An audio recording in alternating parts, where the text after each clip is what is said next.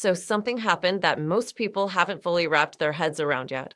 And it didn't happen with a speech or a treaty or a dramatic vote in some international forum. It happened quietly, through construction crews, ships, cables under the ocean, and a lot of very deliberate planning. Canada built something. Not a symbolic project, not a proposal, an actual operating shipping corridor through the Arctic. And now the United States isn't part of it. And that's where this story starts to feel a little surreal, because we're talking about a route that could end up being worth around $900 billion over the next few decades. A route cutting through the Northwest Passage, connecting the Atlantic and the Pacific across the Canadian Arctic. And Canada didn't just claim it on paper, they built it. Deepwater ports, icebreaker fleets capable of escorting massive container ships through Arctic waters, navigation systems, search and rescue stations, environmental monitoring platforms, undersea fiber optic cables carrying digital traffic between continents, the entire structure of a commercial trade route. And then they created a licensing system. A simple framework, really. If a nation wants its commercial ships to use the corridor, it signs an agreement with Canada. 31 nations have already done that. China, Japan, South Korea, the European Union, the United Kingdom, India, Australia, Brazil. Their commercial fleets are already using the route. And here's the part that makes economists pay attention. Ships moving between Asia and Europe can cut roughly 40% off travel time compared with the traditional route through the Suez Canal. Less fuel, faster deliveries, lower insurance costs, more efficient fleets, billions saved every year. Every shipment compounds the advantage. But the United States isn't on the list. Think about that for a second. The largest economy in the history of the world is currently locked out of what may become the most valuable new trade route on the planet. And it didn't happen because America was defeated in some confrontation. It didn't happen because the country couldn't afford the infrastructure. It happened while Washington spent decades arguing about who owned the water, while Canada was building the port. Now recently, Donald Trump demanded that Canada immediately open the corridor to American vessels. There were threats of sanctions targeting Canadian Arctic industries. There was even talk about declaring the Northwest Passage an international strait through executive authority. But here's the quiet reality behind all the noise. You can't threaten a port out of existence.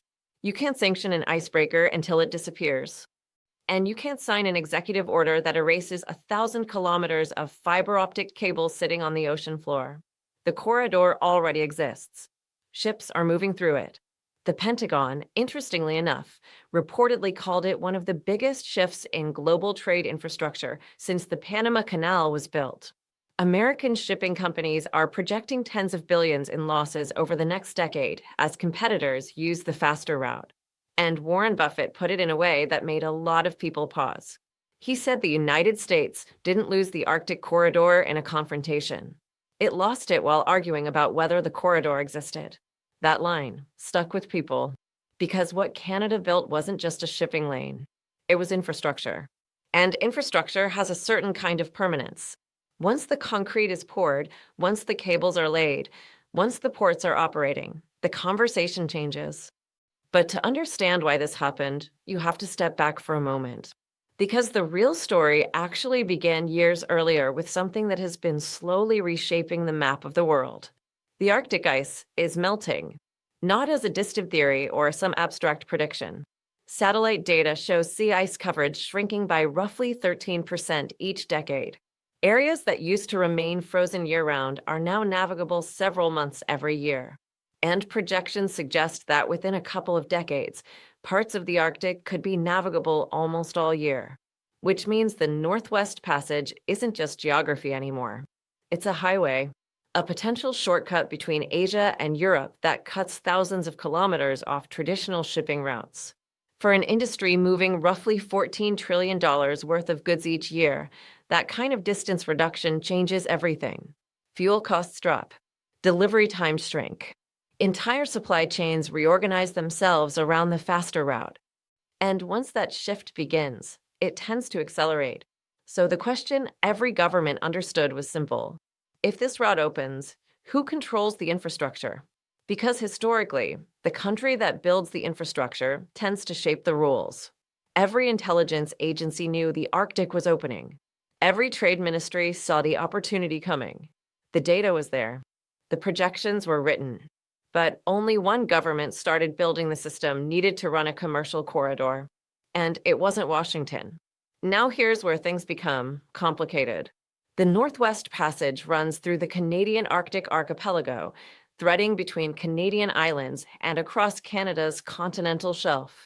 Canada's position has always been very clear. Those waters are internal, Canadian territory, which means Canada has the sovereign authority to regulate transit.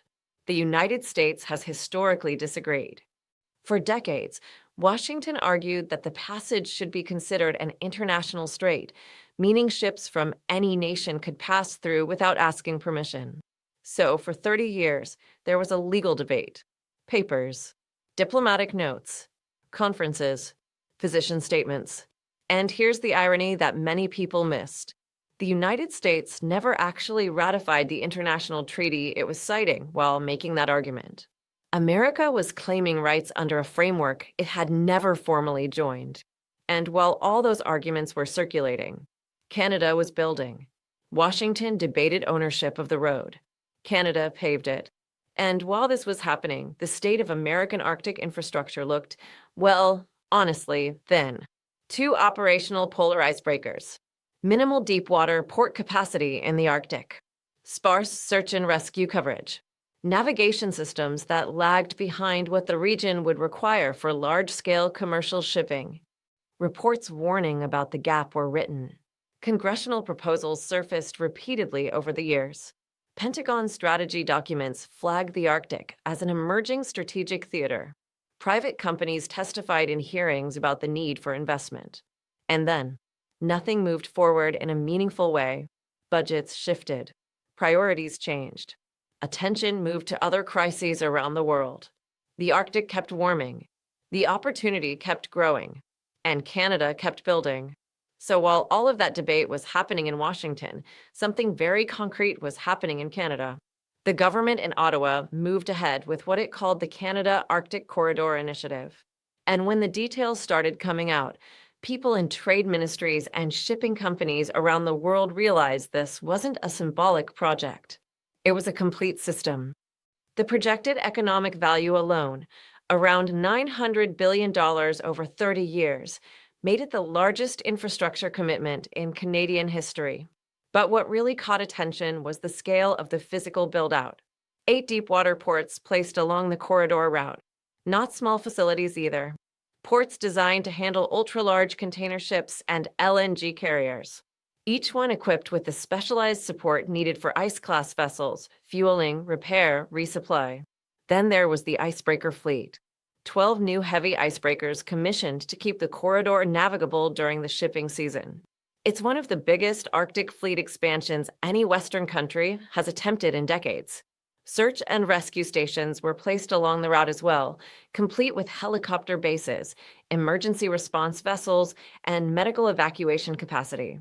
The corridor wasn't just designed to move ships. It was designed to operate as a full Arctic logistics system. Environmental monitoring systems were integrated throughout the infrastructure: real-time ice tracking, pollution sensors, wildlife monitoring. Every port, every stretch of the route tied into a data network. And the remarkable thing is that these weren't future plans. The ports exist. The icebreakers are operational. The rescue stations are staffed. But the part that surprised a lot of people came next. Beneath the shipping corridor, Canada laid an undersea fiber optic cable network stretching across the Arctic. A digital route connecting Europe and Asia through the north. Shorter, faster, and in many ways more secure than the traditional southern data routes carrying most intercontinental traffic today. So suddenly the corridor wasn't just about physical cargo. Above the water, ships carry goods. Below the water, cables carry data. Transit fees from shipping help fund maintenance and expansion.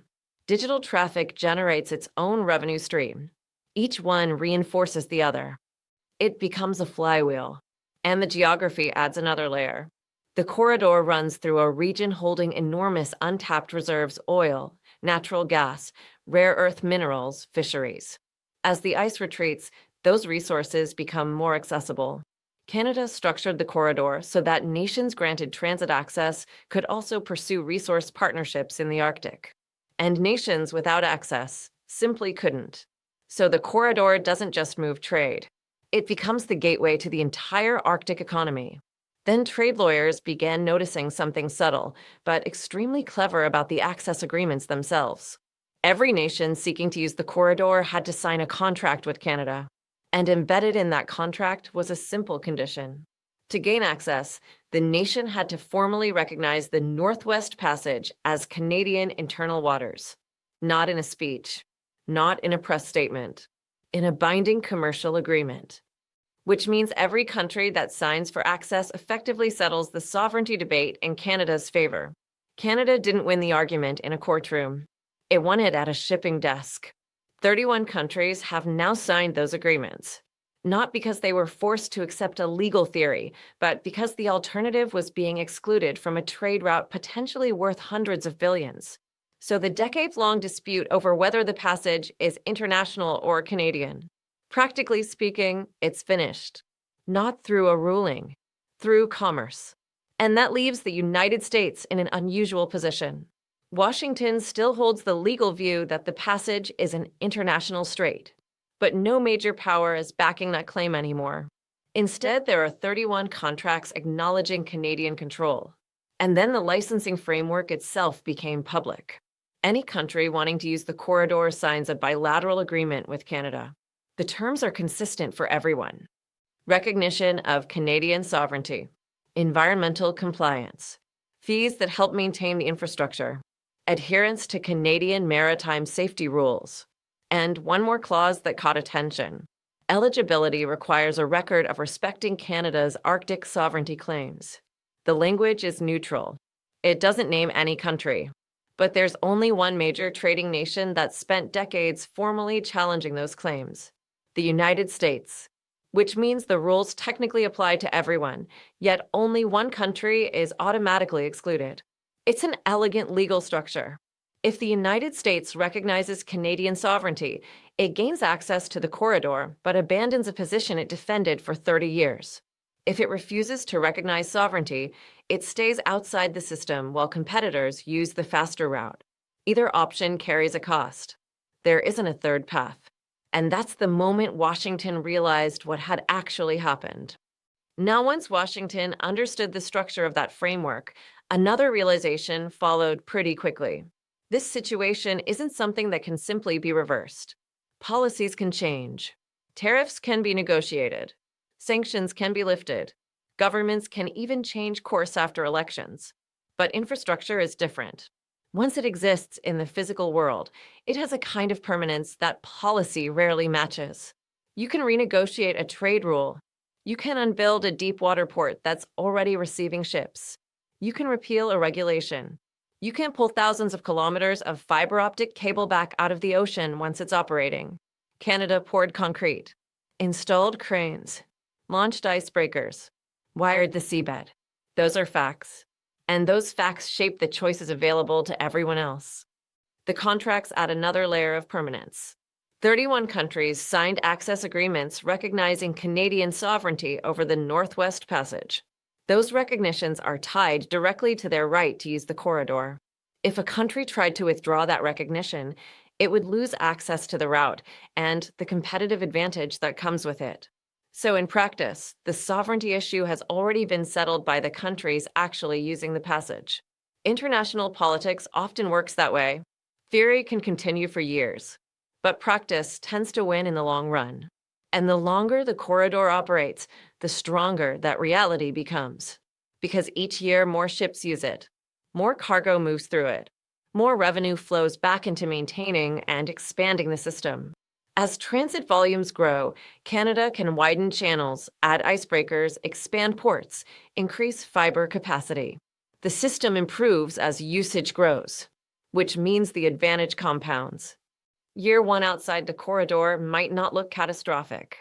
Maybe it just means longer shipping times and slightly higher costs. But by year 5, logistics networks start reorganizing around the faster route.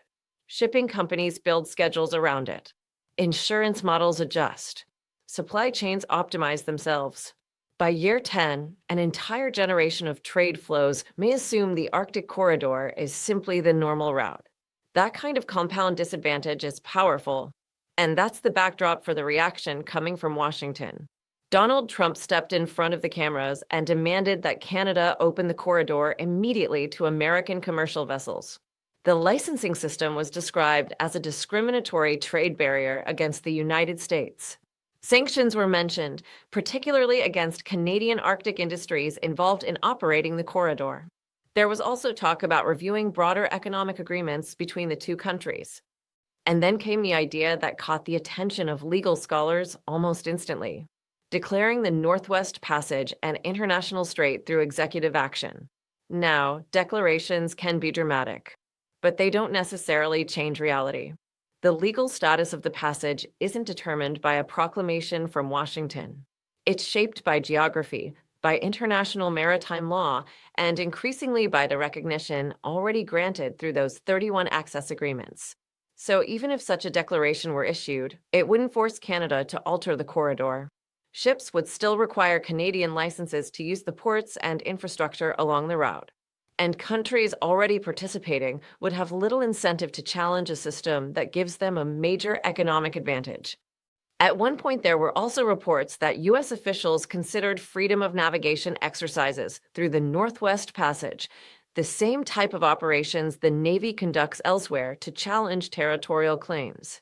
But advisors reportedly warned that doing so through waters controlled by a close ally, where infrastructure had been built and internationally recognized, could trigger diplomatic and legal consequences without achieving much strategically. The idea didn't move forward. And behind the scenes, there was a moment that several officials later described as revealing. During a briefing, Trump reportedly asked a direct question: "Why did we build this?" According to accounts from people familiar with that meeting, the answer was fairly straightforward.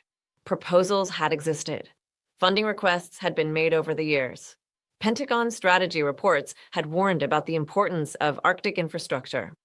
But again and again, those initiatives were delayed, scaled down, or shifted aside while attention moved to other priorities. The corridor wasn't built overnight. It emerged gradually: years of planning, investment, construction. While Canada committed to it, the United States committed its resources elsewhere.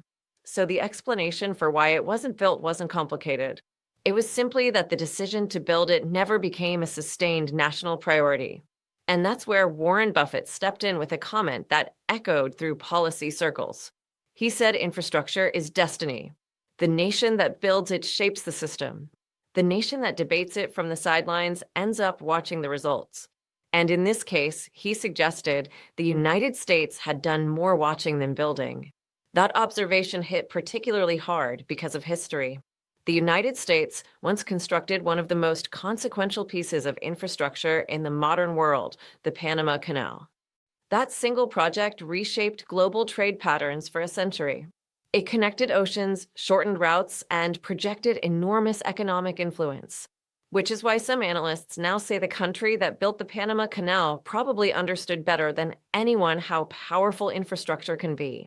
And yet the new corridor emerging in the Arctic wasn't built by the United States. It was built by Canada. And now the United States finds itself standing outside of it. So by this point, the picture was becoming difficult to ignore. Canada had built the corridor. The ports were operating. The ships were moving through Arctic waters under license. The cables beneath the route were already carrying data between continents. And the world didn't wait to see how Washington would respond. It started using the route. China was among the first to sign an access agreement. Its container fleets began moving shipments toward Europe through the Arctic, cutting days off delivery times and saving exporters billions in logistics costs. Japan and South Korea followed quickly. Within months of signing, shipping companies in both countries began restructuring Asia to Europe routes to include the corridor. The European Union joined through a collective framework. European officials described the corridor as the most significant new trade route in a century and emphasized how it could diversify supply chains that had long depended heavily on the Suez Canal. The United Kingdom signed early as well, positioning London as a key connection point for the Arctic fiber optic network linking Europe and Asia. India saw opportunity in a faster shipping route that avoided congestion and instability, sometimes affecting the Suez Corridor. Australia and Brazil also signed agreements, securing new options for resource trade moving through the Arctic. 31 nations in total. Their flags now appear on ships transiting Canadian Arctic waters. And each of those vessels pays the transit fee and operates under Canadian rules, which means the sovereignty question, at least in practical terms, is no longer an abstract debate. It's something confirmed every time a ship enters the corridor. Meanwhile, American shipping companies began calculating what exclusion might mean. Industry estimates suggested the U.S. maritime sector could lose between $40 and $60 billion over the next decade as competitors benefit from the faster route. Exports face higher transportation costs. Delivery times stretch compared with rivals using the Arctic shortcut. And then there's the digital dimension. The fiber optic cables running along the corridor have already drawn interest from technology firms seeking faster and more secure data connections between Europe and Asia.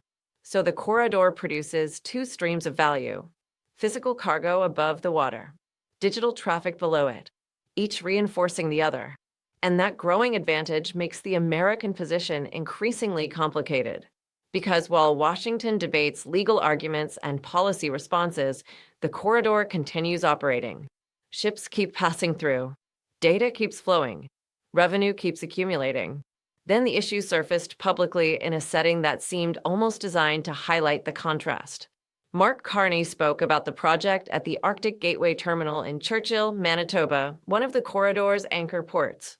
Behind him, through the windows of the facility, the physical infrastructure was visible: the dock, the cranes, an icebreaker resting in the harbor.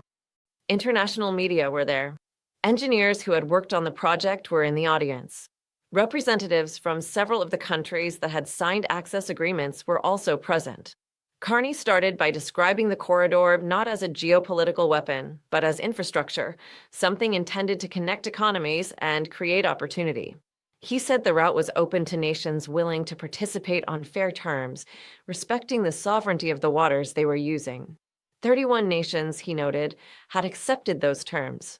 Then a reporter asked a direct question: why wasn't the United States granted access? Carney paused for a moment before answering. The corridor was visible behind him while he spoke. He said the invitation had been extended to every country on Earth. The conditions were transparent: recognition of sovereignty, environmental compliance, contributions toward infrastructure, respect for Canadian regulations. 31 nations agreed. One nation declined because accepting those terms required acknowledging that the Northwest Passage belongs to Canada. Then he delivered the line that traveled quickly through headlines around the world: "You don't get to use what you tried to take." After a brief silence in the room, he continued. For decades, he said, the United States argued that Canada didn't control those waters. Legal protests were filed. Position papers circulated. Conferences debated the issue.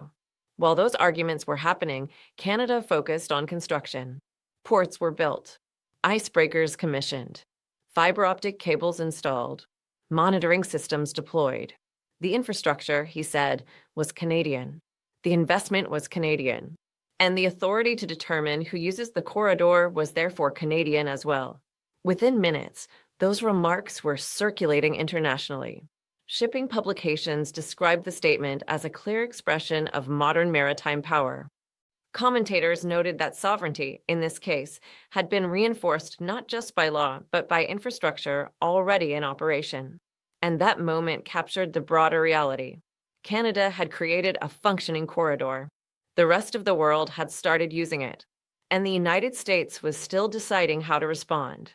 So when you step back and look at the whole picture, the situation becomes very clear, even if the implications are still sinking in.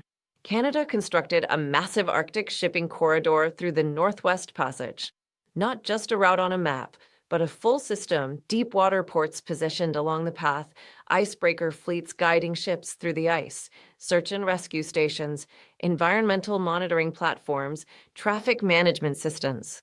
And beneath the water, fiber optic cables connecting continents. 31 nations signed agreements to use that corridor. Their ships are moving through it now. Their cargo is taking advantage of a route that cuts roughly 40% off shipping time between Asia and Europe. The ports are operating. The digital network is active. The revenue is already flowing. And the United States, the one major economy that refused to recognize Canadian sovereignty over the passage, is outside the system. Washington has threatened sanctions, demanded access, considered legal declarations, and even forms of military signaling. None of that changes the underlying fact. The infrastructure exists. Concrete has been poured. Steel has been installed. Icebreakers are escorting ships through Arctic waters. Reality, once built at that scale, tends to resist political pressure. Warren Buffett explained it in a way that people found hard to dismiss. You don't control trade routes by arguing about who owns the water. You control them by building the port. And Canada built the port. That's the piece that keeps coming up in policy discussions now. Because the United States once demonstrated exactly that principle when it constructed the Panama Canal. That project reshaped global trade for a century. It gave America enormous strategic influence over shipping between oceans. It became a defining infrastructure achievement of the 20th century, which makes the current situation feel almost like a reversal. The country that built the Panama Canal now finds itself locked out of a new corridor emerging in the Arctic. Not because another power forced it out, but because another country built the system first, and the rest of the world started using it. So the real question isn't simply about this one route. It's about what happens next. Every year, the United States remains outside the corridor. The disadvantage grows a little larger. Competitors restructure logistics around the faster path. Supply chains adapt. Shipping schedules evolve. The difference compounds. At first, it might seem like a minor inconvenience. Later, it becomes structural. Eventually, it shapes entire industries. That's how infrastructure changes the balance of trade. And it raises a difficult decision. If recognizing Canadian sovereignty over the Northwest Passage is the price of joining the corridor, would the United States accept that after defending the opposite position for decades? Or does it remain outside the system while 31 competitor nations continue benefiting from it? There isn't an easy answer, especially because the legal debate that once defined the issue may no longer matter as much as the physical infrastructure already in place. When ships are moving, contracts are signed, and data is flowing through cables on the ocean floor, arguments about theory begin to lose influence. Practice takes over. And then there's the broader question that analysts keep returning to. If something this large could be built quietly over years while the United States focused elsewhere, what other projects might be taking shape right now somewhere in the world? Infrastructure that will shape trade. Technology that will shape data networks. Systems that will define who moves goods, information, and resources in the decades ahead. Because the lesson many people are drawing from this moment is fairly simple. Strategic power isn't always decided in dramatic confrontations. Sometimes it's decided in construction schedules. One country argues about the rules. Another country pours the concrete. And by the time everyone realizes what's been built, the ships are already moving.